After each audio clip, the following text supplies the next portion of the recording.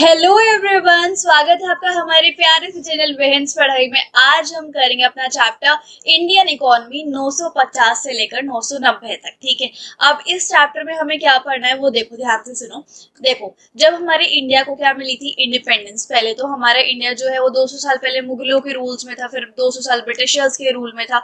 अब जब ब्रिटिशर्स ने फाइनली हमें छोड़ दिया अपने कब्जे से, तो इंडिया की जो अर्थव्यवस्था थी, इकोनॉमी थी, शॉप्स थी, एग्रीकल्चर सेक्टर था, इंडस्ट्रियल सेक्टर था, टर्शरी सेक्टर था, वो कितना डगमगा सा गया था। क्योंकि ब्रिटिशर्स तो हमें अपने फायदे के लिए रूल कर रहे थे ना, उन्होंने तो हमारी इकोनॉमी बिल्कुल ही तहस नहस कर दी थी। तो उसके बाद इंडियन गवर्नमेंट ने ऐसी कौन कौन सी पॉलिसीज लाई, ऐसे क्या क्या चीजें करी जिससे कि हमारी इकोनॉमी आज top 5 economy of the world में है, वो सब चीजें यहाँ पर बताई हुई हैं। तो आज हम इस चैप्टर में यही सब चीजें पढ़ने वाले हैं। क्योंकि हम एनसीईआरटी का चप्पा चप्पा पढ़ेंगे तो इसलिए हल्की सी लेंदी बनेगी वीडियो, बट आप सुनते जाओगे ना, आपको सच में मजा आ जाएगा। क्योंकि हम एनसीईआरटी कवर करेंगे तो आपको भी अच्छा फील हो कि हाँ, हमने एक एक चीज पढ़ ली, अब कोई और वीडियो सर्च नहीं करनी पड़ेगी, है ना। तो अपना चैप्टर स्टार्ट करते हैं बिना किसी देरी के। कोई भी डाउट है इंस्टाग्राम पे आप फॉलो करके डीएम कर लेना, और अगर आपको इस चैप्टर के नोट्स चाहिए वो मैंने टेलीग्राम पे ऑलरेडी अपलोड कर दिए, तो make sure you follow on the Telegram also. ठीक है, so let's begin our chapter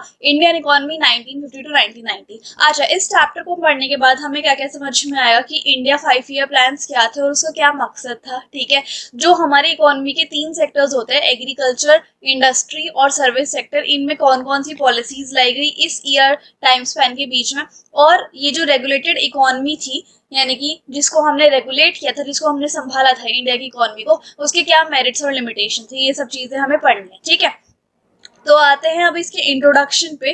तो 15 अगस्त 1947 को इंडिया को फ्रीडम मिली थी। किससे? ब्रिटिशर्स से। ये तो हमें पता है, 200 साल ब्रिटिशर्स ने हम पे रूल किया था, लेकिन अब जब ब्रिटिशर्स से फाइनली छुटकारा मिला था, वो भी इस तारीख को, तो नेशन बिल्डिंग का जो काम था वो फाइनली इंडियंस के हाथ में था, हमारे हाथ में था। जो हमारे लीडर्स थे इंडिपेंडेंट इंडिया के, उन्होंने डिसाइड किया कि अभी सबसे पहला काम जो है, क्योंकि अभी हमें नई नई आजादी मिली है, तो सबसे पहला जो काम है वो है इकोनॉमी सिस्टम को डेवलप करने का। क्यों सबसे पहला काम यही क्यों है कि हम अपनी इकोनॉमी को सुधारें, क्योंकि इकोनॉमी नहीं होगी तो हर चीज तो पैसे से चलती है ना। क्योंकि कॉइन्स एंड पेपर नोट्स तो कब के आ चुके हैं, अब हर चीज, खाने पीने से लेकर हेल्थ केयर से लेकर पढ़ाई से लेकर हर चीज में क्या चाहिए? पैसा चाहिए। वो पैसा कहाँ से आएगा? जब इकोनॉमी अच्छी होगी, है ना। तो सबसे पहला काम होता है कि इकोनॉमिक सिस्टम को मजबूत करना। तो ये वो वाला टाइम आ गया था, है ना।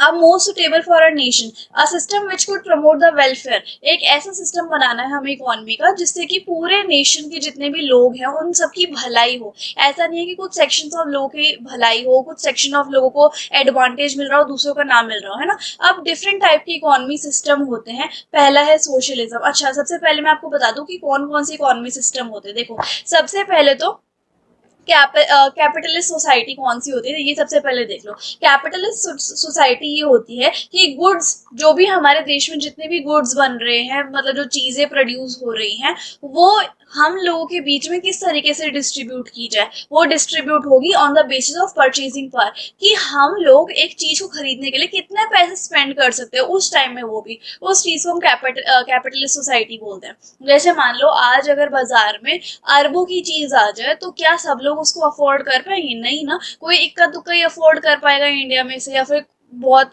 मतलब लगा लो कि पूरे इंडियन पॉपुलेशन में 100-200 लोग उसको अफोर्ड कर पाएंगे अरबों वाली चीज को, है ना। तो वो चीज होती है कैपिटलिस्ट सोसाइटी, कि हम अपनी सोसाइटी में या फिर इकोनॉमी में इस तरीके की गुड्स एंड सर्विसेज लेके आए जो सब लोग खरीद पाए। परचेजिंग पावर कितनी है लोगों की, उसको देख के हम प्राइस रेंज रखें, वो होती है कैपिटलिस्ट सोसाइटी, है ना। नेक्स्ट है सोशलिस्ट सोसाइटी या फिर सोशलिस्ट इकोनॉमिक सिस्टम। ये क्या होता है? इस इकोनॉमिक सिस्टम के अंदर 3 क्वेश्चंस का आंसर हमें देना होता है कि सबसे पहले तो हम किस टाइप के गुड्स बनाए हमारी इंडियन इकोनॉमी में, और वो गुड्स लेबर बनाएगी या फिर मशीन बनाएगी, और दूसरा कि किन सेक्शन ऑफ लोगों में वो डिस्ट्रीब्यूट होंगे, पुअरर सेक्शन में भी या फिर रिचर सेक्शन ऑफ पीपल में। तो ये 3 चीजें होती हैं। What goods are to be produced, how goods are to be produced, and how they should be distributed. तो ये जो 3 क्वेश्चन है वो सोशलिस्ट इकोनॉमिक सिस्टम या फिर सोशलिस्ट सोसाइटी में आते हैं।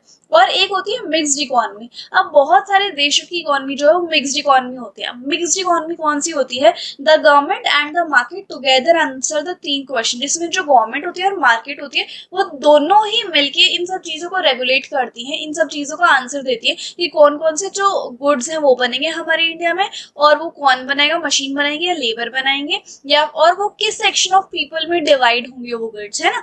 तो ये मिक्स्ड इकोनॉमी के अंदर आता है। ओके, तो ये 3 इकोनॉमिक सिस्टम मुझे आपको सबसे पहले बताने थे। अब हम आते हैं पीछे। अब यहाँ पर देखो कि डिफरेंट टाइप के इकोनॉमिक सेक्टर्स होते हैं जो मैंने आपको पहले बताया, कौन कौन से, सोशलिस्ट, कैपिटलिस्ट और मिक्स। ठीक है, अब यहाँ पर socialism appeal Jawaharlal Nehru the most. Jawaharlal Nehru को इन तीनों सिस्टम में से सोशलिज्म बहुत पसंद था। सोशलिज्म इज कि कौन से गुड्स बनेंगे, कैसे वो बनेंगे और किस सेक्शन ऑफ पीपल में वो डिस्ट्रीब्यूट होंगे, है ना।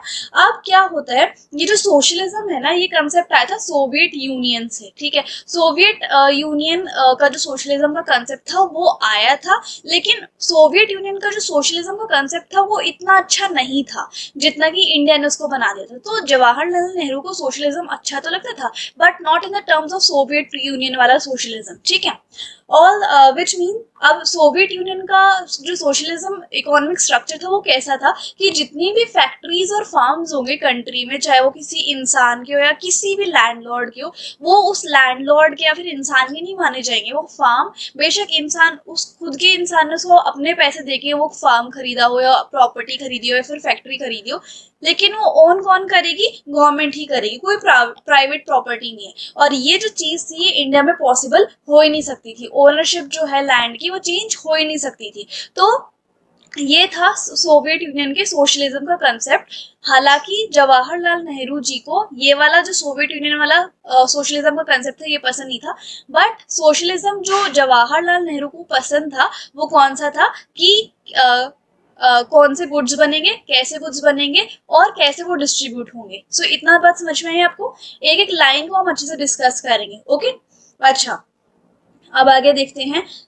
नेहरू जी ने और बहुत सारे दूसरे लीडर्स ने बहुत कुछ सोचा न्यूली इंडिपेंडेंट इंडिया के लिए, और कैपिटलिज्म एंड सोशलिज्म के एडवांटेजेस भी लिखे, डिसएडवांटेजेस भी लिखे, और उसमें से ना मतलब बहुत सारी जो डिसएडवांटेज चीजें हैं वो ध्यान में रखी कि हम कैसा कंसेप्ट लाए हमारी इकोनॉमी में, है ना, जैसे कि हमारी इकोनॉमी बूस्ट होती रहे।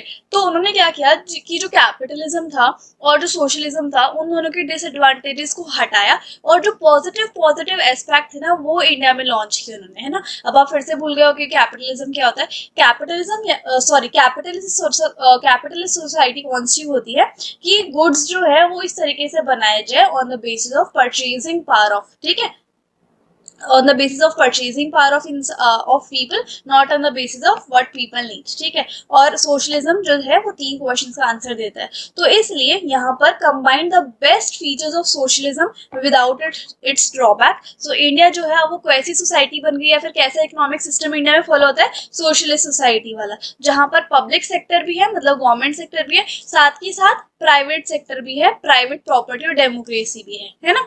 तो ये फर्स्ट पेज आएगा था, आपको समझ में आया होगा। अब आगे देखो क्या लिखा है, the government would plan for the, government किस चीज के लिए प्लान कर सकती है कि एक ऐसी इकोनॉमी जहां पर प्राइवेट सेक्टर को भी हम एनकरेज करें, है ना, और प्राइवेट सेक्टर को हम कैसे लाएंगे अपनी इकोनॉमी में, उसके लिए इंडस्ट्रियल पॉलिसी रेजोल्यूशन को चालू किया गया था 1948 में। इंडियन पॉलिसी रेजोल्यूशन को स्टार्ट किया गया था 1948 में, ताकि प्राइवेट सेक्टर जो है वो इंडिया में अच्छे से रन करने लग जाए, है ना। उस आईपीआर में बहुत सारे प्रिंसिपल्स थे, रूल्स एंड रेगुलेशंस थे, और इंडियन कॉन्स्टिट्यूशन भी इस चीज के ऊपर देखता था। ठीक है, 1950 में एक प्लानिंग कमीशन सेटअप हुआ था जिसके चेयरपर्सन हमारे प्राइम मिनिस्टर थे। अब उस प्लानिंग कमीशन में, प्लानिंग कमीशन नाम से ही समझ में आ रहा है एक ऐसा कमीशन या फिर एक ऐसी कॉन्स्टिट्यूशनल बॉडी जहां पर प्लानिंग होती है ना, और प्लानिंग किस चीज की, 5 ईयर प्लान्स की। अब इंडिया ने क्या किया या फिर इंडिया के लीडर्स ने क्या सोचा कि हम ना 5-5 साल के गोल्स रख लेते हैं कि इन 5 साल में हमें ये अचीव करना है, इन 5 साल में हमें ये अचीव करना है। ठीक है, चाहे वो इकोनॉमी से रिलेटेड है, एग्रीकल्चर इंडस्ट्री से रिलेटेड है, सर्विस सेक्टर से रिलेटेड है, क्लाइमेट से रिलेटेड है, अर्थ से रिलेटेड है, किसी भी चीज से, या फिर कोई भी नेगेटिव चीज हमारी सोसाइटी में उसको इरेडिकेट करने के लिए हर चीज के लिए 5 ईयर प्लान रखे जाएं कि इन साल में हमें ये करना है और साल के लास्ट तक हमें ये सारे ऑब्जेक्टिव को अचीव करना है। तो इसलिए 5 ईयर्स प्लान बनाए जाते थे। ठीक है, अब प्लान क्या होता है, प्लान मतलब कि एडवांस में ही सोच लेना कि हम जो है वो क्या करने वाले, कौन उस चीज को करेगा, कैसे वो चीज होगी, और अभी हम कहाँ हैं और हमें पहुंचना क्या है, ये सब चीजें प्लान होती है, जिसके अंदर कुछ ऑब्जेक्टिव्स होते हैं, जिसके अंदर कुछ गोल्स होते हैं, है ना, और उन गोल्स को हमें अचीव करना होता है एक टाइम फ्रेम के अंदर, वो चीज होती है प्लान, ठीक है। तो अब इंडिया के जो प्लान हैं वो 5 साल के होते थे, इसलिए उसको 5 ईयर्स प्लान बोला गया है, ठीक है। और 5 ईयर प्लान का जो आइडिया था वो सोवियत यूनियन से ही आया था, ठीक है। अच्छा, हमारे जो प्लान डॉक्यूमेंट्स थे वो 2017 तक ही रह पाए थे, और 2017 के बाद नरेंद्र मोदी जी ने 5 ईयर प्लान पर स्टॉप लगा दिया था कि अब जो है और 5 ईयर्स प्लान को हम आगे नहीं बढ़ावा देंगे। और ये जो 5 ईयर्स प्लान थे वो करीबन 20 साल तक चलते रहे, ठीक है। तो ये सब चीजें होती हैं, और लॉन्ग टर्म प्लान को हम पर्सपेक्टिव प्लान भी बोलते हैं। इतनी बात समझ में आई? ओके। अच्छा, ये सब चीजें होगी। अब हम आते हैं सेकंड उस पे, the goal of 5 year plan. उससे पहले एक चीज देखो, यहाँ पर मैंने कुछ चीज आपके लिए लिखी है एक्स्ट्रा नॉलेज के लिए। 5 ईयर प्लान समझ में आ गया क्या होता है, कि इंडिया ने सेटअप किए थे आफ्टर द इंडिपेंडेंस, ताकि इन 5 साल में हमें ये सारी चीजें, ये सारे ऑब्जेक्टिव गोल्स पूरे करने हैं, और ये 5 ईयर प्लान जो है वो 20 सालों तक चलते रहे, ठीक है। अब यहाँ पर देखो, India had total 12 year 12 5 year plan, 12 bar 5 year plan हुए थे। नरेंद्र मोदी जी ने एनडीए का एडमिनिस्ट्रेशन स्टार्ट कर दिया था और अबॉलिश कर दिया था 5 ईयर प्लान को 2015 में, ठीक है। एज अ रिजल्ट इंडिया का जो 12th 5 ईयर प्लान था वो ही फाइनल 5 ईयर प्लान था, ठीक है। पहले जो पहला 5 ईयर प्लान कब स्टार्ट हुआ, 1951 से 56 तक, फिर सेकंड, थर्ड, उसके बाद एक प्लान हॉलीडे आया, फिर फोर्थ, फिफ्थ, फिर एक रोलिंग प्लान आया जो कि 2 साल तक था, फिर 7, 8, फिर एक एनुअल प्लान आया, फिर 8, 9, 10, 11, और 12th प्लान जो था वो 2015 से 17 तक था, और फाइनली 2015 में नरेंद्र मोदी जी ने 5 ईयर प्लान को अबॉलिश कर दिया गया था। इतनी बात समझ में? तो 2017 is the last year of the 5 year plan, okay. अच्छा, ये हो गया अब हमारा the goal of 5 year plan. अब गोल्स क्या थे उन प्लान की, ठीक है। सो गोल्स ऑफ 5 ईयर प्लान वो 4 थे बेसिकली। पहला तो ग्रोथ, ठीक है, कि हमारे देश की जो है ग्रोथ हो। दूसरा मॉडर्नाइजेशन, कि हमारा देश मॉडर्न बने। तीसरा सेल्फ रिलायंस, कि हमारा जो देश है, हमारे देश का जो इकोनॉमिक सिस्टम है वो किसी दूसरे कंट्री के ऊपर डिपेंड ना रहे कि वहां से सामान आएगा, हमारा देश खुद बनाए उस चीज को। और चौथा है इक्विटी, कि मतलब हर एक इंसान इक्वल है, ओके। तो ये गोल्स थे 5 ईयर प्लान के। अब हम चारों गोल्स को मतलब डिटेल में पढ़ेंगे, ओके।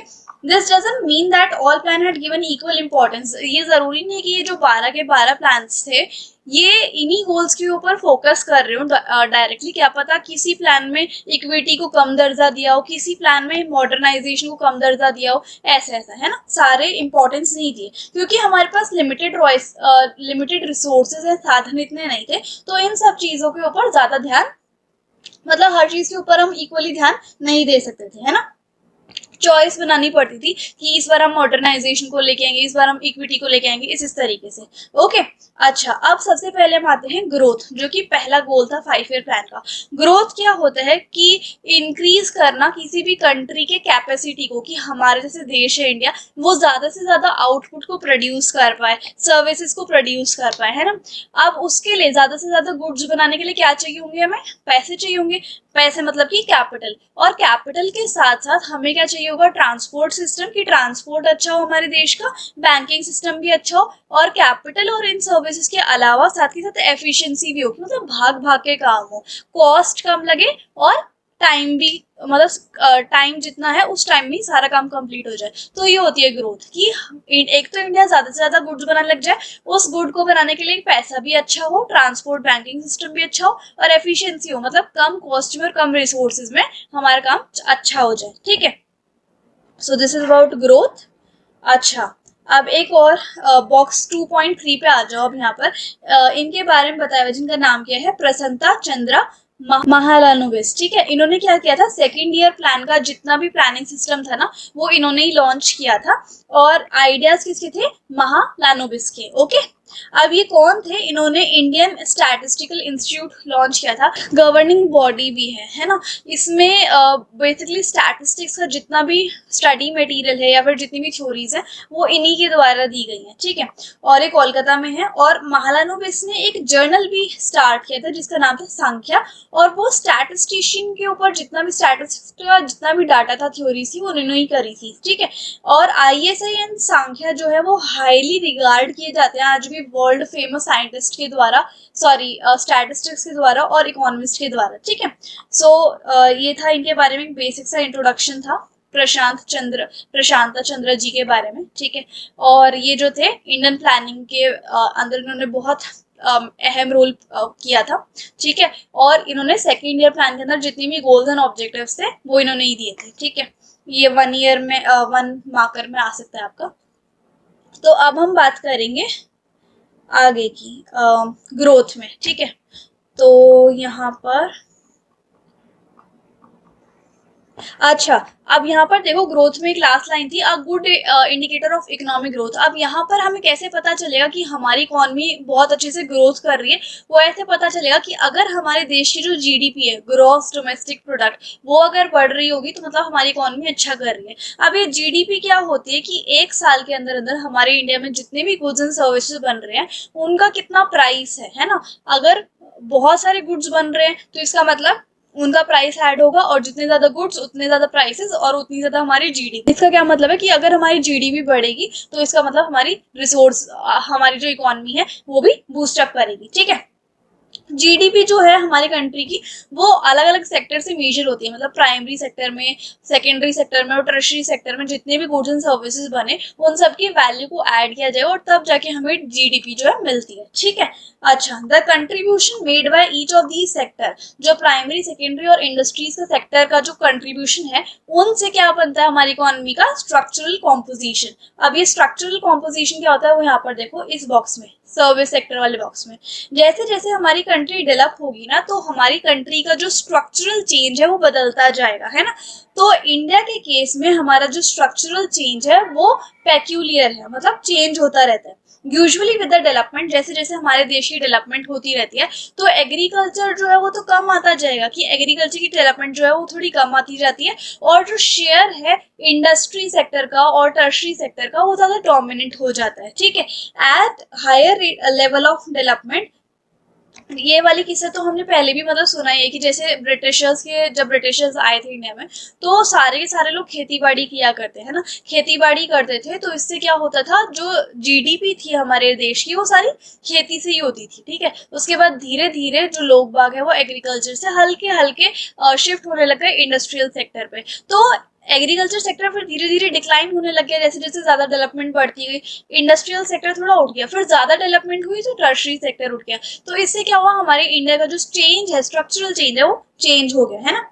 अब इंडिया में शेयर जो था एग्रीकल्चर का जीडीपी में वो पहले ज्यादा था 50% तक, ठीक है। लेकिन 1990 तक आते हुए जो सर्विस सेक्टर था यानी कि टर्शरी सेक्टर था वो 40.59% हो गया, यानी कि एग्रीकल्चर सेक्टर से और इंडस्ट्री सेक्टर से ज्यादा। और जब भी किसी देश का टर्शरी सेक्टर बढ़ जाता है ना, जब टर्शरी सेक्टर जीडीपी में ज्यादा रोल प्ले करने लग जाता है, या फिर टर्शरी सेक्टर जब जीडीपी में ज्यादा कंट्रीब्यूट करने लग जाता है तो वो डेवलप्ड नेशन में आ जाता है। तो इंडिया भी एक डेवलप्ड नेशन में आ सकता है अगर उसका टर्शरी सेक्टर जो है वो बूस्ट करते ही गया तो, ठीक है।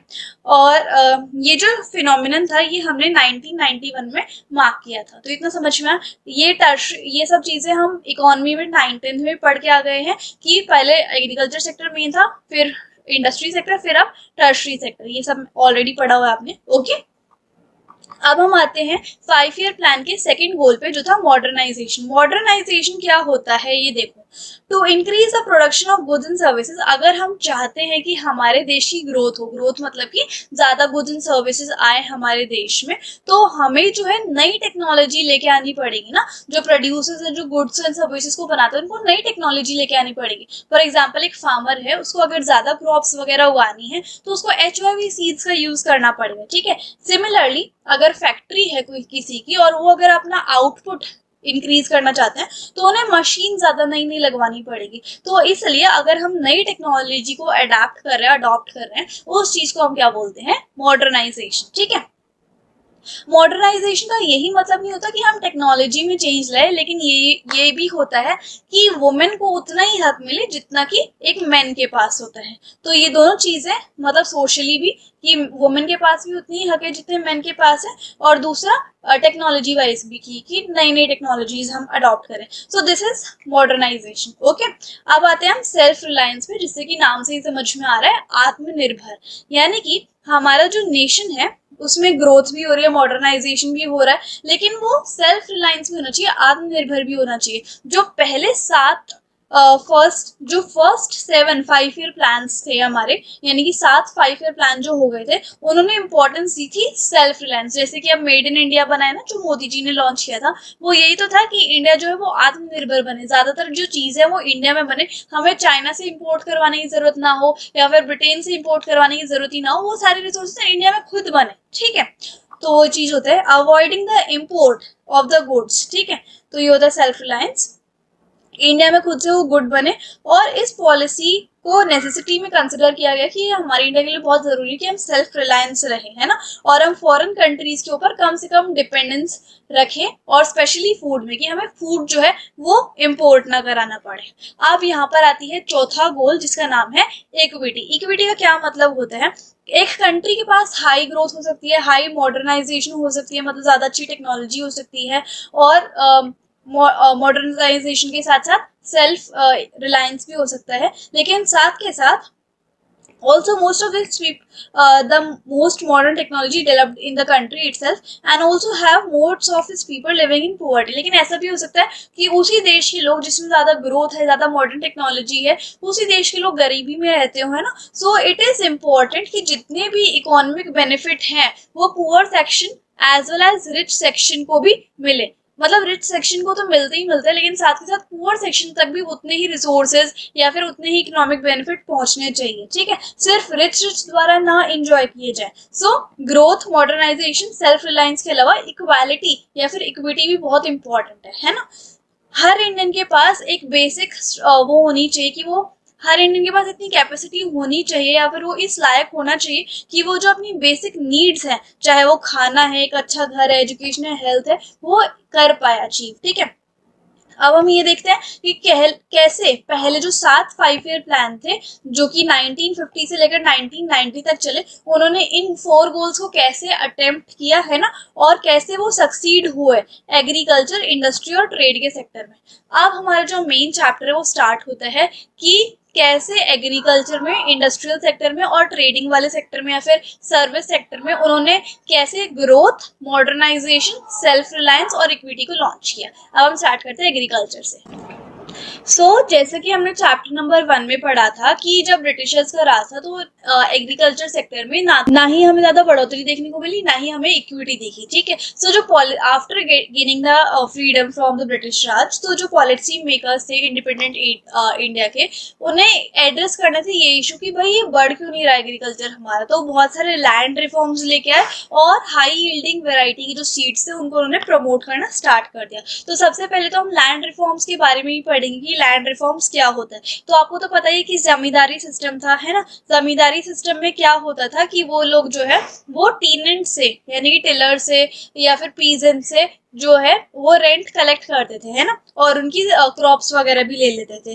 तो उससे क्या होता है, मतलब कि वो रेंट भी ले लेते थे, क्रॉप्स भी ले लेते थे, साथ ही साथ कोई इम्प्रूवमेंट नहीं होता था लैंड के ऊपर या फिर फार्म के ऊपर। तो इससे क्या हुआ, जो एग्रीकल्चर सेक्टर था उसके अंदर लो प्रोडक्टिविटी आने लगी, ऑब्वियस सी बात है। तो अब क्या हुआ, इंडिया जो है अब खाना ही नहीं उगेगा, और आपको तो पता ही है फर्स्ट चैप्टर में हमने पढ़ा था कि अब जो क्रॉप थी वो कमर्शियलाइज हो गया था एग्रीकल्चर, है ना, कैश क्रॉप्स उगने लग गई थी which are non food crops. ठीक है, तो अब इंडिया में खाना कहाँ से आएगा जब खेती बाड़ी जो है वो कमर्शियलाइज हो गई है, कैश क्रॉप्स की होने लग गई है, तो इंडिया में खाना कहाँ से आएगा, वो उन्हें यूनाइटेड स्टेट से इम्पोर्ट कराना पड़ा था। ठीक है, एग्रीकल्चर में इक्विटी लाने के लिए, मतलब बैलेंस लाने के लिए या फिर इक्वालिटी लाने के लिए लैंड रिफॉर्म्स लाए गए, जिसमें क्या हुआ, जो लैंड होल्डिंग्स की ओनरशिप थी वो चेंज हो गई। अब इसको मैंने इजी करने के लिए लिखा हुआ है, यहाँ पर क्या होता था कि लैंड टू द टिलर, समझो कि लैंड टू द टिलर क्या होता है। Tiller is the owner of the land.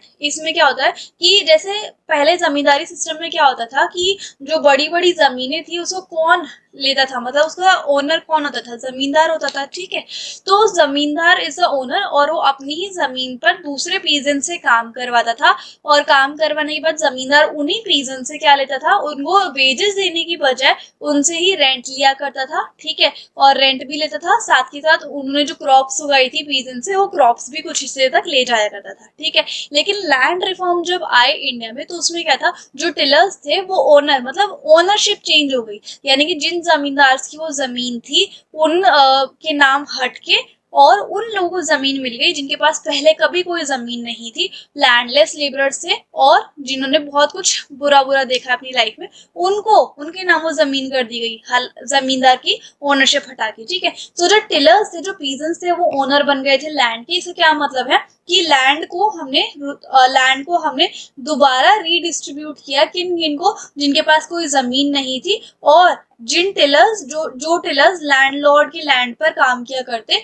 उनको वो जमीन मिल गई थी, ठीक है, जमींदार को हटा के। ओके, सो यहाँ पर पहला लैंड रिफॉर्म ये आया था कि जो जमींदार की लैंड्स थी उनको उनकी ओनरशिप हटा के वो जमीन जो है लैंडलेस लोगों को मिल गई थी, और उन लेबरर्स को मिल गई थी या फिर उन पीजेंट्स को मिल गई थी जो कि लैंडलॉर्ड की जमीन पर काम किया करते थे। तो ओनरशिप चेंज हो गई थी लैंड होल्डिंग्स की। सो जैसे ही इंडिपेंडेंस हमें मिली उसके कुछ सालों बाद ये स्टेप्स लिए गए थे कि जो जमींदार थे, जो इंटरमीडिएटरीज थे, उनको हटाना है, एबॉलिश करना है, और टिलर्स को यानी कि जो पीजेंट्स थे उनको ओनर बनाना है, ठीक है।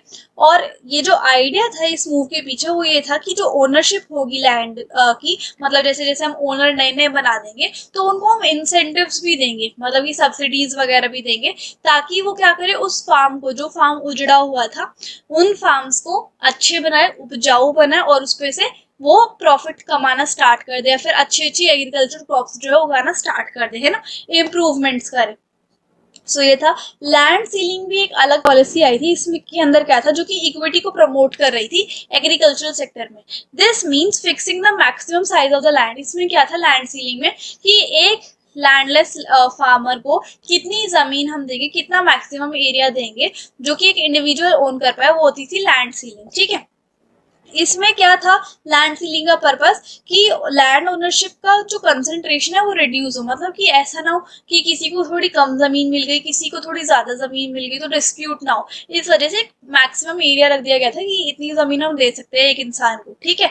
अब जैसे जमींदार या फिर इंटरमीडिएरीज का एबोलिशन हो गया था, तो कुछ 200 लाख टीनेंट्स या फिर जो फार्मर है वो गवर्नमेंट के डायरेक्ट कॉन्टैक्ट में आ गए, और वो जो है जमींदार का जो अन्याय था उससे वो बच गए, ठीक है। ओनरशिप की वजह से पीजन्स को इंसेंटिव्स भी मिलने लग गए, सब्सिडीज वगैरह भी मिलने लग गए, ताकि वो अपना आउटपुट बढ़ा सके, और इससे क्या होता था एग्रीकल्चर में ग्रोथ भी हो जाएगा। लेकिन अब सब कुछ अच्छा अच्छा नहीं हो रहा था, कुछ एरियाज में कई गलत काम भी हो रहे थे, जैसे कि कुछ एरियाज में जमींदार ने क्या करना स्टार्ट किया वो मैं अभी आपको बताती हूँ। उन्होंने क्या किया, continue to own the large farms. उनकी जो जमीन थी जमींदार की, उन्होंने उसी को ओन करने, वो ओन कर रहे थे। वो ये सोच रहे थे कैसे मैं क्या करूं ऐसा कि मेरी ही जमीन उन फार्मर्स को ना मिल जाए, ठीक है। उनके दिमाग ऐसे से चलने लगे। तो अब उन्होंने क्या किया, जैसे कानून में थोड़े बहुत लूप होल्स तो होते हैं, या फिर किसी के कॉन्टैक्ट के थ्रू उन्होंने गलत काम करना स्टार्ट कर दिया। अब यहाँ पे क्या होता था, वो अपनी जमीन पे जो जो लेबरर्स उन्होंने रखे हुए थे या फिर जो फार्मर्स उन्होंने रखे हुए थे उनको भगा दे कि तुम जाओ यहाँ से, और वो ये शो करने लग गए कि हम ये जो जमीन है, हम इस जमीन पर खुद टिलर्स हैं, हम ही फार्मर्स है। वो क्या करते थे कि जो जमींदार है, जैसे उनकी वो जमीन होती थी खुद की, और उसके ऊपर वो लेबर से काम कराते थे, तो जो जमींदार होता है वो इन लेबरर्स को कह देता है कि चलो जाओ यहाँ से, अब कोई जरूरत नहीं है यहाँ पे काम करने की। अब यही जमींदार अपने किसी रिलेटिव के नाम करा देता है इस जमीन को, ठीक है। अब ये रिलेटिव की जमीन हो जाती है, और गवर्नमेंट को ये दिखता है कि ये है रिलेटिव जो है वो एक्चुअल जमींदार है, और ये जो है इस जमीन पर काम कर रहा है, ठीक है। तो इसके नाम हो जाएगी अब ये प्रॉपर्टी। तो ऐसे से वो खेल भी करते थे, ठीक है। तो ये चीजें होती थी। अब बिग लैंडलॉर्ड्स ने चैलेंज किया लेजिस्लेचर को, ठीक है, कोर्ट में जाने लग गए इस चीज के रिलेटेड। तो इम्प्लीमेंटेशन में ये जो कानून था उसको इम्प्लीमेंटेशन होने में डिले होते रहे।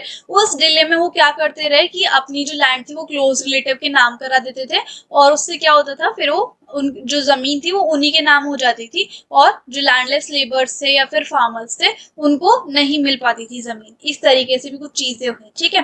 लैंड रिफॉर्म्स जो है केरला और वेस्ट बंगाल में काफी ज्यादा सक्सेसफुल हुए, क्योंकि इन स्टेट्स में कुछ ज्यादा ही कमिटमेंट थी कि हाँ हमें ऐसा करना ही करना है, ठीक है।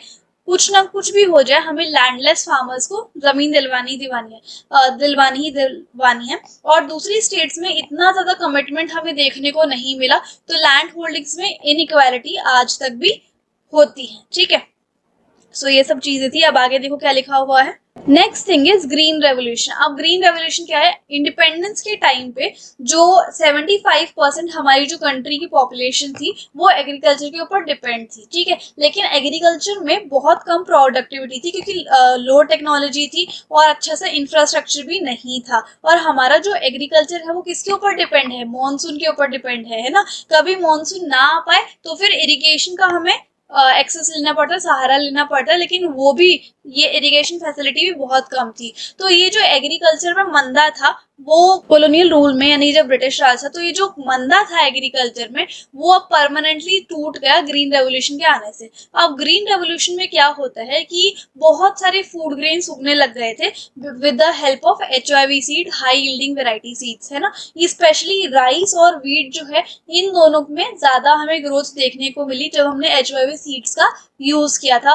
फर्टिलाइजर एंड पेस्टिसाइड्स का भी हमने यूज किया, तब हमें ज्यादा सीड्स देखने को मिले। वाटर का अच्छे से सप्लाई करवाया, इरिगेशन फैसिलिटीज भी हमने करी, मतलब एनहांस करी, और फाइनेंशियल रिसोर्सेज यानी कि लोन्स वोन्स भी हम देने लग गए फार्मर्स को, ताकि फर्टिलाइजर एंड पेस्टिसाइड्स वो खरीद लें, है ना। तो एज अ रिजल्ट जो ग्रीन रेवोल्यूशन का पहला फेज था, जो कि 1960 के मिड से लेकर 1970 के मिड तक था, तो इससे क्या हुआ, तो पहला जो फेज था ग्रीन रेवोल्यूशन का वो सिर्फ इतना ही था, मतलब पंजाब, आंध्र प्रदेश और तमिलनाडु में। लेकिन बाद में जैसे जैसे HYV सीड का असर बहुत ज्यादा दिखने लग गया कि हाँ भाई ये फायदेमंद है, तो वो और ज्यादा लार्ज नंबर ऑफ स्टेट्स में फैलने लग गया, कि दिखने लग गया कि हाँ ग्रीन रेवोल्यूशन का तो फायदा हो रहा है। तो अब धीरे धीरे इंडिया में self sufficiency of food grains आने लग गई थी। इसका क्या मतलब है कि इंडिया के पास एक्स्ट्रा स्टॉक में भी मतलब फूड ग्रेन्स, मतलब पूरी कंट्री का पेट तो भर ही रहा है, लेकिन साथ में एक्स्ट्रा भी हमारे पास सामान पड़ा हुआ है,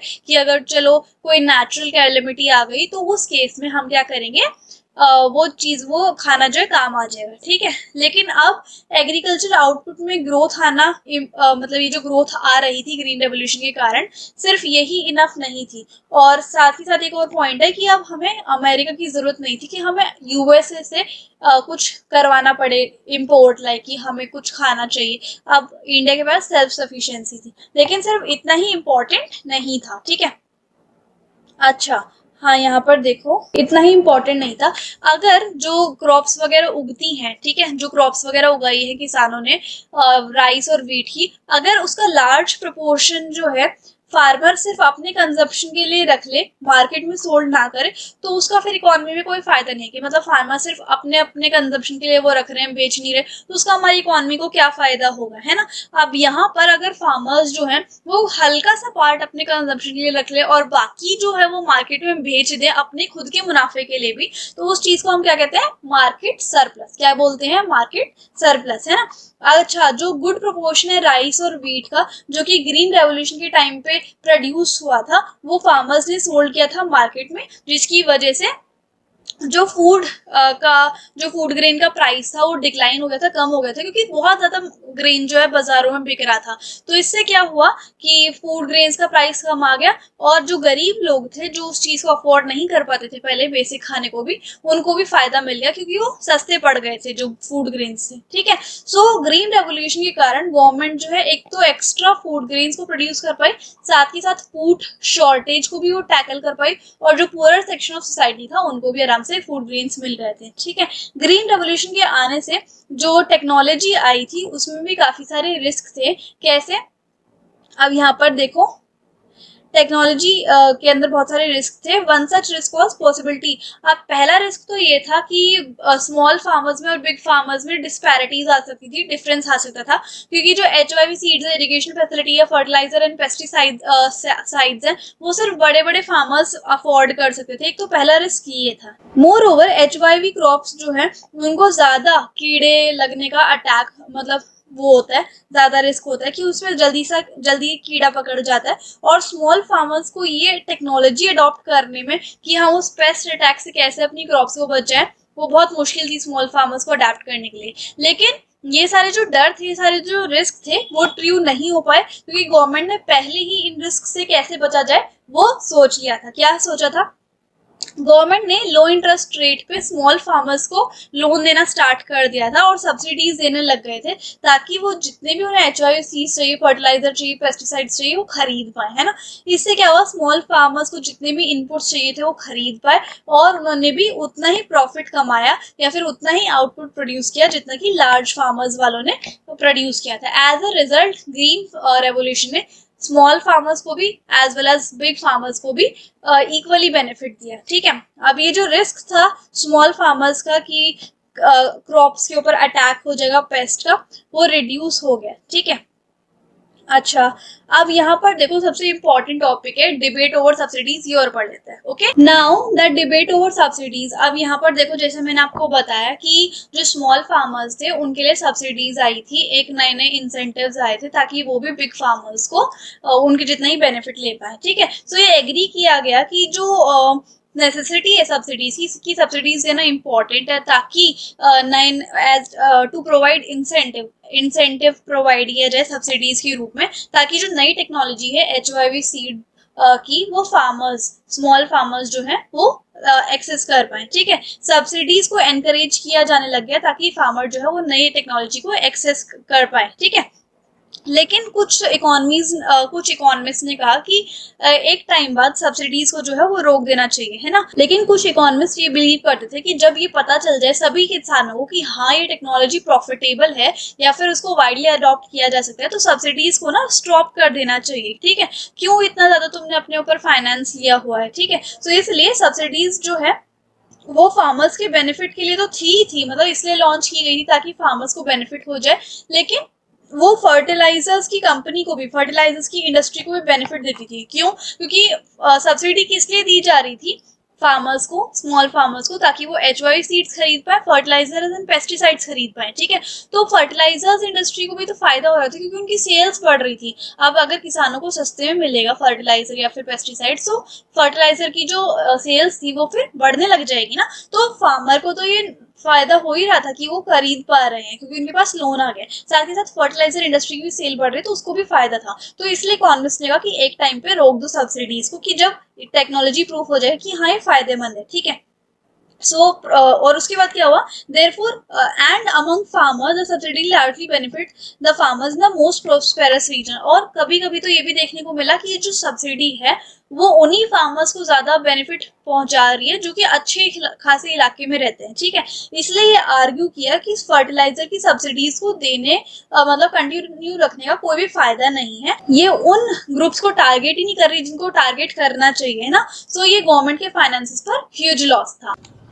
ऑन दी अदर हैंड जो कुछ इकोनॉमिस्ट है वो ये बिलीव करते थे कि गवर्नमेंट को ना ये सब्सिडी कंटिन्यू रहने देनी चाहिए, क्योंकि इंडिया में अगर सब्सिडीज नहीं होंगी तो फिर रिस्की बिजनेस हो जाएगा और बहुत सारे फार्मर्स अभी भी इतने गरीब हैं कि वो अफोर्ड नहीं कर पाएंगे HYV seeds, irrigation facility, fertiliser और पेस्टिसाइड्स। ठीक है, सो अगर हम एलिमिनेट कर देंगे सब्सिडीज को तो रिच और पुअर फार्मर के बीच में इनइक्वालिटीज आ जाएंगी। तो इसलिए बोला गया है इकोनॉमिस्ट द्वारा, एक्सपर्ट द्वारा, कि सब्सिडीज जो है लार्जली बेनिफिट करेंगी fertiliser industry as well as big farmers. तो एक्सपर्ट जो है वो ये आर्ग्यू करते हैं कि अगर तुम यही कह रहे हो कि सब्सिडीज जो बिग फार्मर्स को as well as fertiliser industries को बेनिफिट कर रही है या फिर टारगेट ग्रुप को बेनिफिट नहीं कर रही, तो करेक्ट पॉलिसी ये नहीं है कि तुम सब्सिडीज हटा दो, बट तुम्हें कुछ एक्स्ट्रा फीचर्स या फिर एक्स्ट्रा स्टेप्स लेने पड़ेंगे कि पुअर फार्मर्स को भी सब्सिडीज जो है वो इंजॉय कर पाए। ठीक, 10 बाय द लेट 1960s, इसलिए 1960s में इंडिया की जो एग्रीकल्चर प्रोडक्टिविटी है वो इंक्रीज हो गई थी, साथ ही साथ इंडिया जो है वो सेल्फ सफिशिएंट बन गया था फूड ग्रेन्स में। ठीक है,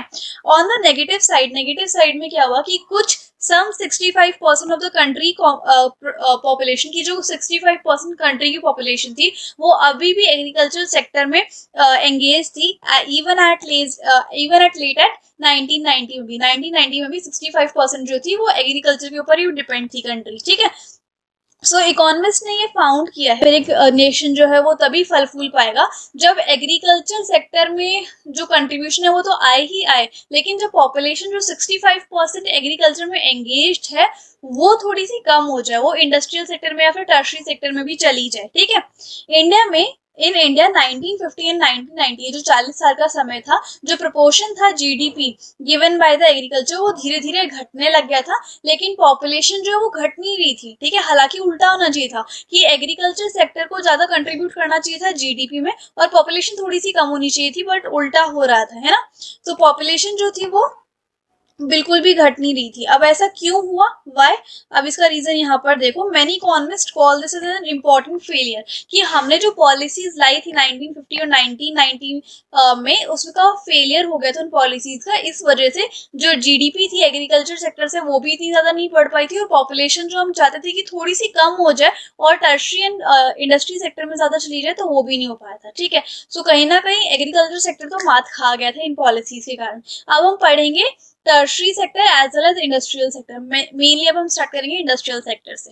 now the industry and the trade. तो इकोनॉमिस्ट ये मानते हैं कि अगर कोई भी देश बहुत गरीब है तो तभी प्रोग्रेस कर सकता है जब उसके अंदर अच्छी अच्छी इंडस्ट्री सेटअप हो, फैक्ट्रीज वगैरह सेटअप हो, है ना। इंडस्ट्री जो है वो साथ ही साथ एम्प्लॉयमेंट भी जनरेट करेगी, मतलब जो रोजगार है, जो मतलब जॉब्स है वो भी ज्यादा आएंगी इंडस्ट्रीज की वजह से। और अगर मतलब एम्प्लॉयमेंट आएंगी तो एग्रीकल्चर सेक्टर पे जो ज्यादा पॉपुलेशन जमी हुई है वो थोड़ी बहुत मूव करना स्टार्ट कर देगी, और जब एग्रीकल्चर सेक्टर से पॉपुलेशन थोड़ी मूव करना स्टार्ट कर देगी तो बहुत अच्छा बेनिफिट रहेगा, तभी एक देश जो है वो ज्यादा बढ़ेगा, ठीक है। ये मैं आपको पिछली बार बता चुकी हूँ।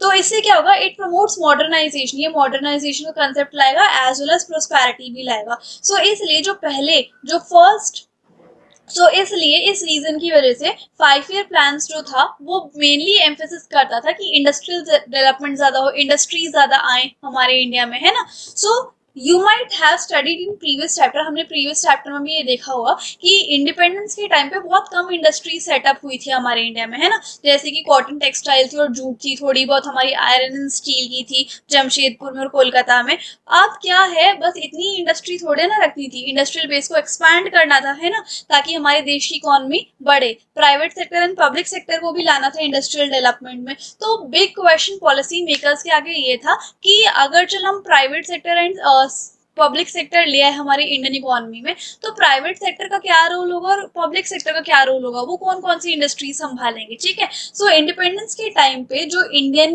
इंडस्ट्रियलिस्ट थे, जो फैक्ट्री लगाना चाहते थे, एक तो उनके पास इतना पैसा ही नहीं था कि वो कोई फैक्ट्री सेटअप कर सके, है ना। दूसरा, और मार्केट भी इतना बड़ा नहीं था कि वो एनकरेज करे इंडस्ट्रियलिस्ट को कि भाई तुम पैसा लगाओ, तुम इस प्रोजेक्ट पे काम करो, ऐसे ऐसे करके। मेन प्रॉब्लम थी पैसे की, ठीक है। सो इसलिए क्या हुआ, गवर्नमेंट को एक मेन रोल, एक गवर्नमेंट को ज्यादा बड़ा हिस्सा लेना पड़ा इन सब चीजों को, इंडस्ट्रियल सेक्टर को प्रमोट करने में, कि आओ आओ सब फैक्ट्रीज लगाओ, हम कुछ करेंगे, पैसा देंगे, मार्केट प्रोवाइड करेंगे। इस तरीके से गवर्नमेंट को मेन रोल प्ले करना पड़ा in setting up the industrial sector in India, ठीक है। सो अब क्या हुआ, डिसीजंस लेने पड़े इंडियन इकोनॉमी को डेवलप करने के लिए, सोशलिस्ट लाइन पर लाने के लिए, ओके। आज सेकंड 5 ईयर प्लान के अंदर ज्यादातर यही फोकस किया गया था कि कैसे गवर्नमेंट जो है वो प्रमोट करेगी इंडस्ट्रियल सेक्टर को, और साथ ही साथ कैसे वो इंडस्ट्रियलिस्ट को मोटिवेट करेगी, तुम आओ मार्केट में अपनी फैक्ट्रीज या फिर इंडस्ट्रीज लगाओ, ठीक है। This meant that government would have complete control of those industries that were vital for the economy. अब सेकेंड 5 ईयर प्लान में पॉलिसी मेकर्स ने ये रखा कि गवर्नमेंट सेक्टर के यानी कि पब्लिक सेक्टर के हाथ में वो वाली इंडस्ट्रीज होंगी जो हमारे देश के लिए बहुत ज्यादा इंपॉर्टेंट है, बहुत ज्यादा वाइटल है ना। और प्राइवेट सेक्टर्स जो है वो पब्लिक सेक्टर के पैरेलली काम करेंगे, ठीक है, साथ साथ काम करेंगे। अब आगे देखो, IPR इंडस्ट्रियल पॉलिसी रेजोल्यूशन 1956। अब ये क्या था, इसमें in accordance with the goal of the state controlling the commanding height of the economy, ये इकोनॉमी को हाइट तक पहुंचाने में, ठीक है, आईपीआर लॉन्च किया गया था। इस रेजोल्यूशन में, इस पॉलिसी में क्या ये पॉलिसी जो थी वो सेकेंड 5 ईयर प्लान के ऊपर बेस्ड थी। सेकेंड 5 ईयर प्लान में क्या था कि इंडस्ट्रियल सेटअप लॉन्च करना है, प्राइवेट एंड पब्लिक सेक्टर लेके आना, ये था, ठीक है। तो सेकेंड 5 ईयर प्लान के बेसिस पर ही इस आईपीआर को लॉन्च किया गया था 1956 में। और ये प्लान इस प्लान के अंदर बेसिकली क्या था कि सोशलिस्ट पैटर्न लाया जाए। सोशलिस्ट पैटर्न क्या था, what to produce, how to produce and for whom to produce, और मतलब किसके लिए प्रोड्यूस करना है, इस चीज के लिए, ठीक है। So this resolution classified industries into 3 categories. अब इंडस्ट्री जो है वो 3 कैटेगरीज के अंदर आ गई थी आईपीआर के अंडर। सबसे पहले तो कौन सी, कि ऐसी कैटेगरी इंडस्ट्रीज की जो सिर्फ और सिर्फ गवर्नमेंट हैंडल करेगी, सिर्फ और सिर्फ गवर्नमेंट ऑन करेगी, और वो हमारे देश के लिए बहुत इंपॉर्टेंट होगी।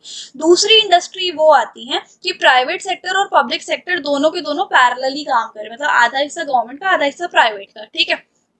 और तीसरी कैटेगरी वो थी कि जो बाकी की बची कुची इंडस्ट्री होंगी वो प्राइवेट सेक्टर ले लेगा और पूरी ओनरशिप प्राइवेट की होगी। तो 3 कैटेगरीज बनी थी हमारी इंडस्ट्रीज की इन आईपीआर, ठीक है। तो ये था। अब आगे देखो और क्या क्या चीजें देखने को मिली हमें। सो ये कुछ category, so although there were category of industries left to, मतलब जो भी इंडस्ट्रीज बची हुई थी वो सब कुछ प्राइवेट सेक्टर को दे दी। The sector kept under state control. और ये जो प्राइवेट सेक्टर था इसमें ना लाइसेंसिंग सिस्टम चलता था। प्राइवेट जो भी इंडस्ट्रीज थी उनको लाइसेंस लेना पड़ता था गवर्नमेंट से, है ना। कोई भी अपनी नई इंडस्ट्री नहीं लगा सकता था अगर उसके पास कोई लाइसेंस नहीं है ऑब्टेन फ्रॉम द गवर्नमेंट, ठीक है। This policy was used for promoting industry. अब क्या होता है, जैसे बैकवर्ड रीजन्स है हमारे इंडिया के, लाइक छत्तीसगढ़, झारखंड, वहां पर अगर कोई या फिर गांव के एरिया, वहां पर अगर कोई इंडस्ट्री सेटअप करते हैं तो उसे जल्दी से जल्दी लाइसेंस मिल जाएगा। तो इससे क्या हुआ, वो क्या प्रमोट कर रहे थे कि इंडस्ट्रीज लगाओ ज्यादा से ज्यादा बैकवर्ड रीजन में, ताकि वहां पर भी इंडस्ट्री सेटअप होने लग जाए, वो एरिया भी डेवलप होने लग जाए, एम्प्लॉयमेंट जनरेट हो जाए और वहां के लोग भी पैसे कमाना स्टार्ट कर दे, इस तरीके से। तो उन इंडस्ट्रीज को जो लोग बैकवर्ड रीजन में लगाते थे वहां पर ज्यादा अच्छे से इजिली लाइसेंस मिल जाता था। Okay, if the industrial unit was established in an economy backward area, in addition to this, इसके साथ साथ जो लोग बैकवर्ड एरियाज में अपनी इंडस्ट्री लगाएंगे उनको टैक्स बेनिफिट भी मिलेगा, इलेक्ट्रिसिटी भी सस्ती मिलेगी, वाटर बिल भी सस्ते मिलेंगे, और साथ के साथ लोअर टैरिफ होगा, मतलब कस्टम ड्यूटीज वगैरह या फिर टैक्स वगैरह भी कम मिलेगा। इससे क्या प्रमोट होगी, रीजनल इक्वालिटी, मतलब हर रीजन में इक्वालिटी आएगी, ठीक है।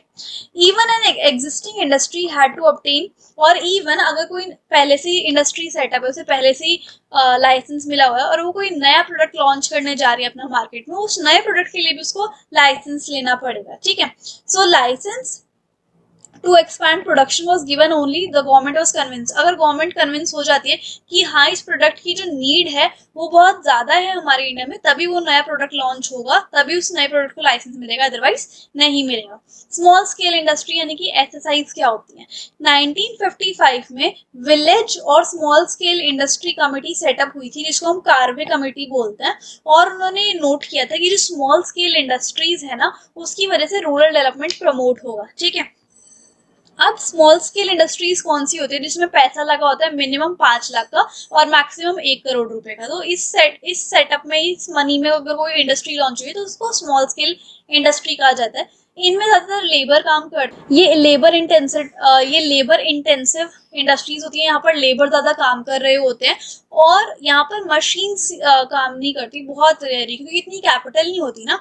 अब यहाँ पर ज्यादा से ज्यादा एम्प्लॉयमेंट होती है, जो गांव के लोग होते हैं उनको ज्यादा से ज्यादा क्या मिलती है, मतलब जॉब्स निकलती हैं उन लोगों के लिए, ठीक है। और ये जो है बड़ी बड़ी फर्म के साथ compete नहीं कर सकते, तो इसलिए स्मॉल स्केल इंडस्ट्रीज की डेवलपमेंट के लिए उन्हें बड़ी फर्म से प्रोटेक्शन चाहिए होती है, ठीक है। तो गवर्नमेंट ने क्या किया कि स्मॉल स्केल इंडस्ट्रीज के लिए कुछ प्रोडक्ट्स को रिजर्व कर दे कि ये जो प्रोडक्ट है सिर्फ और सिर्फ स्मॉल स्केल इंडस्ट्री बनाएगी, लार्ज स्केल इंडस्ट्री नहीं बनाएगी। तो इससे एसएसआई को जो है कंपटीशन फेस नहीं करना पड़ता लार्ज स्केल इंडस्ट्री से, है ना। और इन लोगों को lower excise duty, lower interest rate पे बैंक लोन भी मिल जाते हैं, ठीक है। सो ये था एसएसआई के बारे में। अब हम बात करेंगे ट्रेड पॉलिसी इंपोर्ट सब्स्टिट्यूशन के बारे में, एंड अब हमारा चैप्टर ऑलमोस्ट खत्म होने वाला है, सो this is the last topic. So India की जो इंडस्ट्रियल पॉलिसी थी ना कि इंडस्ट्री सेटअप होना चाहिए, वो ट्रेड पॉलिसी के जैसी ही थी या फिर क्लोजली रिलेटेड थी, है ना। जो पहले फर्स्ट 7 प्लान्स थे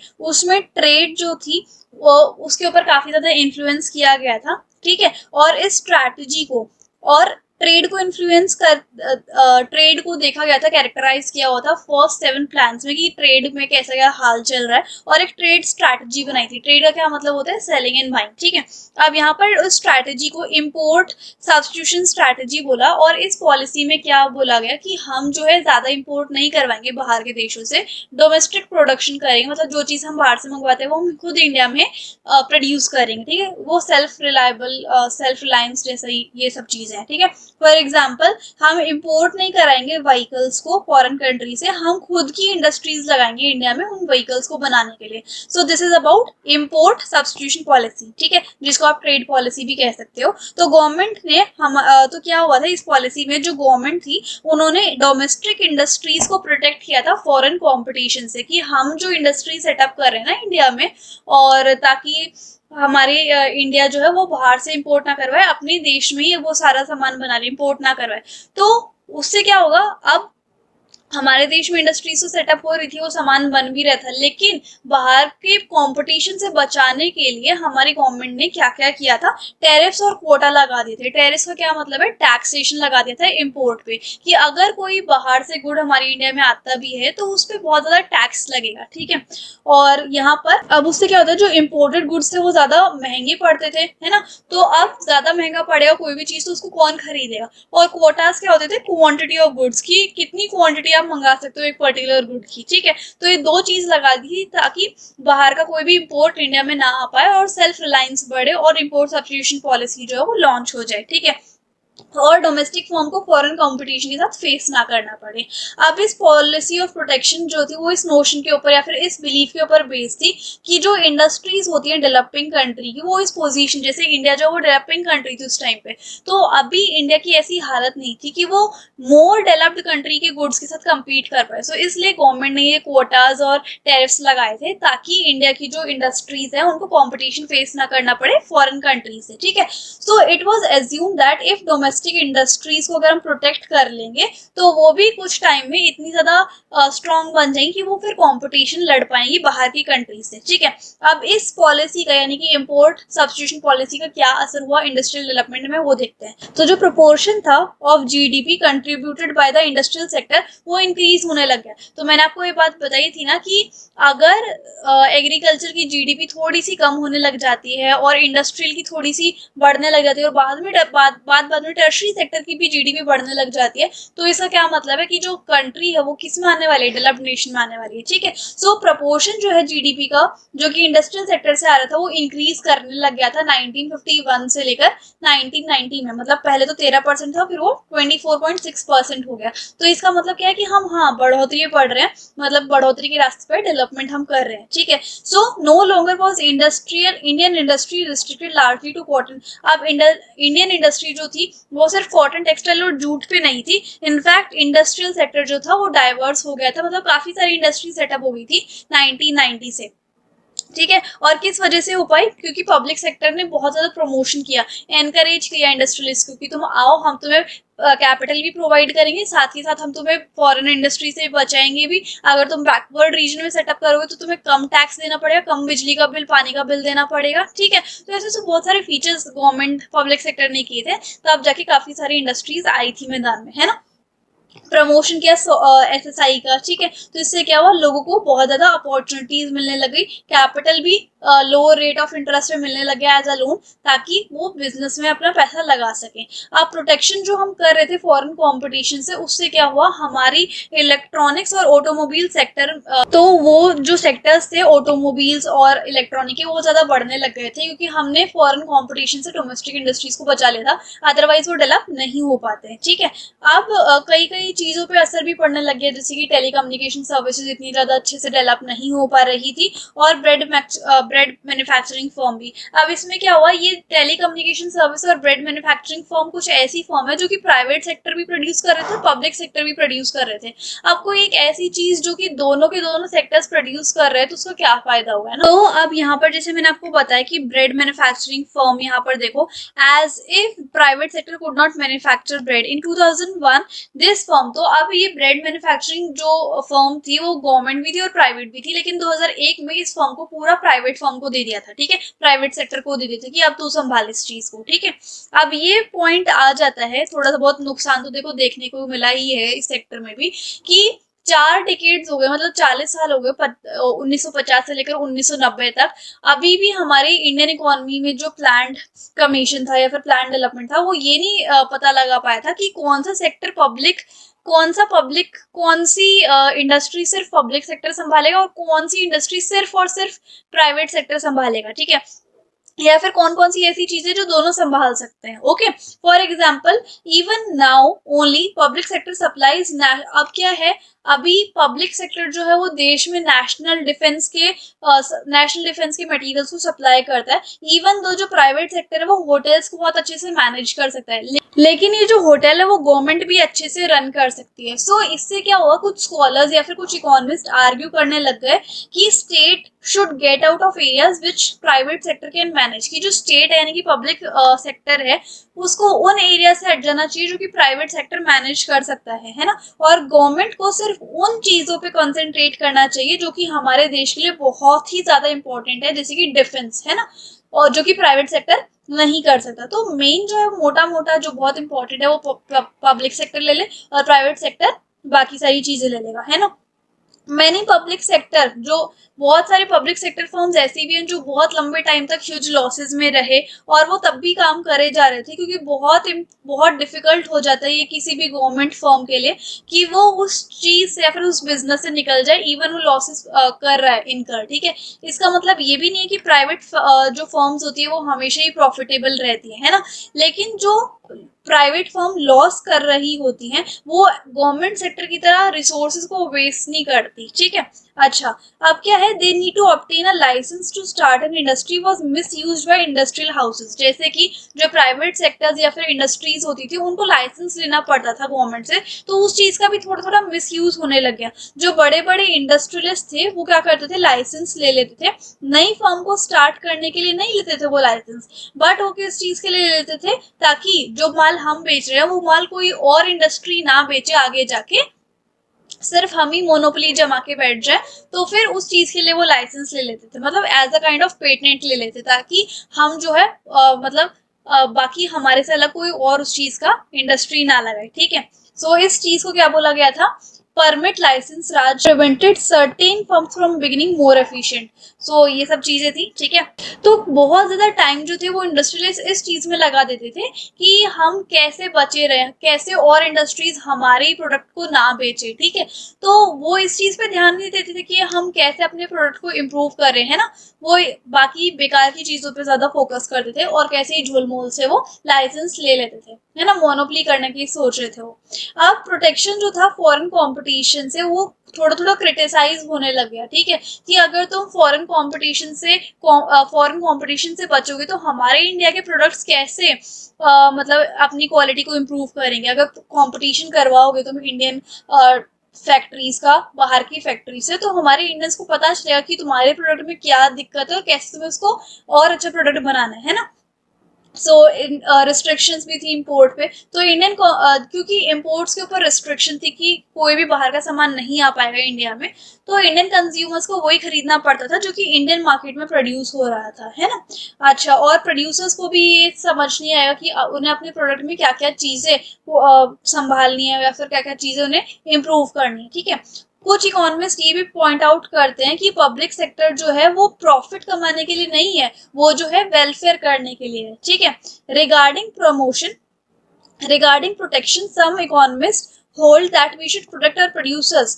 तो कुछ इकोनॉमिस्ट ये भी कहते हैं कि हमें जो है अपने प्रोड्यूसर्स को बचाना चाहिए फॉरेन कंपटीशन से, एज लॉन्ग एज रिच, मतलब जैसे कुछ डेवलप्ड नेशन होते हैं वो भी कभी कभी टैरिफ और कोटास लगा देते हैं इंपोर्ट के ऊपर, तो जब तक वो लगाते हैं तभी तक हम इंडियंस को लगा देने चाहिए, अदरवाइज उन्हें हटा देने चाहिए बाकी टाइम, ठीक है। सो इसलिए जितने सारे कॉन्फ्लिक्ट्स और दंगे फसाद हो रहे थे, दंगे फसाद नहीं मतलब जितने ज्यादा आर्ग्यूमेंट्स हो रहे थे, तो इकोनॉमिस्ट को बुलाया गया कि तुम इस पॉलिसी को चेंज करो, और एक नई पॉलिसी लाई गई थी हमारे India by the Indian government, और उसको हम क्या बोलते हैं, न्यू इकोनॉमिक पॉलिसी 1991, जो कि हम चैप्टर नंबर 3 में पढ़ेंगे, ठीक है। सो कंक्लूजन क्या है कि इंडियन इकोनॉमी में जो फर्स्ट 7 प्लान से यानी कि 1950 से लेकर 1990 तक वो बहुत ज़्यादा इम्प्रेसिव थे। हमारे इंडस्ट्रियलिस्ट ने क्या देखा कि इंडिया जो है वो ग्रीन रेवोल्यूशन के कारण बहुत ज़्यादा सेल्फ सफिशिएंट बन गई है फूड में। अब उसे यूएसए की तरफ देखना नहीं पड़ता है इंपोर्ट कराने के लिए फूड में, ठीक है। और उसके साथ साथ जमींदारी सिस्टम में भी काफ़ी सारी चीज़ें आई, जैसे जमींदारी सिस्टम को हटा दिया था और लैंड की ओनरशिप चेंज कर दी गई थी, सब्सिडीज प्रोवाइड करने लग गए थे, है ना। और इंडस्ट्रियल सेक्टर में थोड़े बहुत इकोनॉमिस्ट डिससेटिस्फाइड थे क्योंकि अच्छी परफॉर्मेंस नहीं कर पा रहे थे पब्लिक सेक्टर और प्राइवेट सेक्टर, है ना। और एंटरप्रेन्योरशिप ज़्यादा ग्रोथ नहीं हो पा रही थी, फॉरेन कंपटीशन से बचाया जा रहा था, गुड्स की इंप्रूवमेंट नहीं हो पा रही थी, और साथ ही साथ न्यू इकोनॉमिक पॉलिसी भी आ रही थी 1991 में, जो कि हम थर्ड चैप्टर में पढ़ेंगे। तो यही था इस चैप्टर में। आई नो चैप्टर काफ़ी लंबा था, एक एक लाइन पढ़ना बहुत ज़्यादा इंपॉर्टेंट था और हमने हर चीज़ कवर कर लिया। एंड आई होप आपको मेरे पढ़ाने का तरीका और वीडियो काफ़ी अच्छी लगी होगी। So if you like the video and the explanation, please like, share, comment and subscribe the channel. Thank you so much.